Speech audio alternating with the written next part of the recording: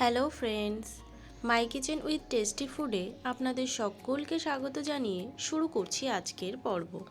আজকের রেসিপি হলো সয়াবিন কারি। তবে এটি নর্মাল সয়াবিন কারি নয়। এইভাবে সয়াবিন কারি রান্না করলে মাছ মাংসের স্বাদকেও হার মানাবে। তো চলুন বেশি দেরি না করে শুরু করা যাক আজকের পর্ব। এখানে 150 গ্রাম মতো সয়াবিনকে সেদ্ধ করে নিয়েছি। দিয়ে দিচ্ছি একটা ডিম, দিয়ে দিচ্ছি হাফ টিস্পুন পরিমাণ মতো হলুদ গুঁড়ো এবং হাফ টিস্পুন মতো লবণ, এবং দিয়ে দিচ্ছি হাফ টিস্পুন পরিমাণ মতো গোলমরিচের গুঁড়ো। এবারে সমস্ত কিছুকে মেখে নিচ্ছি। ডিমটা একটু কম মনে হচ্ছে, সেই জন্য আরেকটি ডিমকে ফাটিয়ে মেখে নিচ্ছি। এখানে ডিমটা আপনারা আপনাদের কম বা বেশি ইচ্ছে মতো দিতে পারেন। এবারে কড়াইতে দিয়ে দিচ্ছি বেশ খানিকটা পরিমাণ সরষের তেল। তেলটা গরম হলে দিয়ে দিচ্ছি সয়াবিনগুলোকে।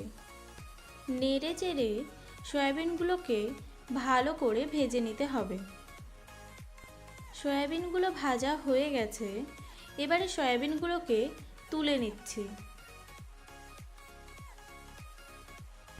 এবারে ওই কড়াইতেই দিয়ে দিচ্ছি 3 টেবিল চামচ পরিমাণ মতো সরষের তেল। তেলটা গরম হলে দিয়ে দিচ্ছি আগে থেকে কেটে রাখা আলুগুলোকে।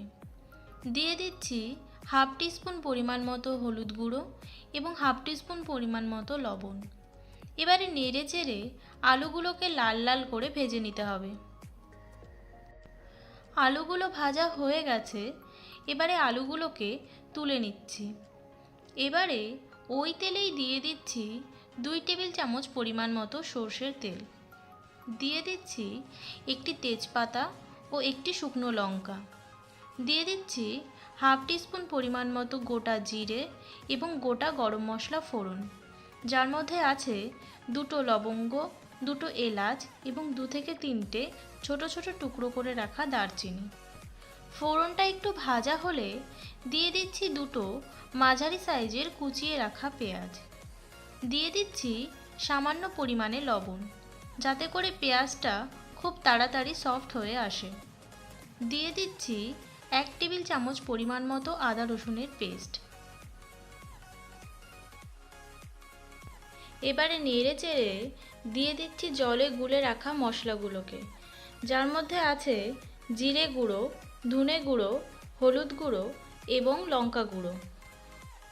এবারে মশলাটাকে ভালো করে কষে নিতে হবে। এবারে দিয়ে দিচ্ছি আগে থেকে ভেজে রাখা আলুগুলোকে। ভালো করে নেড়ে চেড়ে দিয়ে দিচ্ছি ভেজে রাখা সয়াবিনগুলোকে। এবারে ভালো করে নেড়ে চেড়ে দিয়ে দিচ্ছি স্বাদ অনুযায়ী লবণ। এবারে নেড়ে চেড়ে দিয়ে দিচ্ছি 1.5 টেবিল চামচ পরিমাণ মতো টমেটো কেচাপ। এটাকে অবশ্যই করে দিতে হবে। এটা দেওয়ার ফলে সয়াবিনটায় একটা আলাদা ফ্লেভার আসবে। এবারে নেড়ে চেড়ে ঢাকনা চাপা দিয়ে কষে নিতে হবে যতক্ষণ না পর্যন্ত ওপর থেকে ভালোভাবে তেল বেরিয়ে আসছে। ওপর থেকে ভালোভাবে তেল বেরিয়ে এসছে, এই সময় নেড়ে চেড়ে দিয়ে দিচ্ছি 2 কাপ পরিমাণ মতো জল। নেড়ে চেড়ে ঢাকনা চাপা দিয়ে হতে দেব 5 থেকে 6 মিনিট মতো। 6 মিনিট মতো হয়ে গেছে।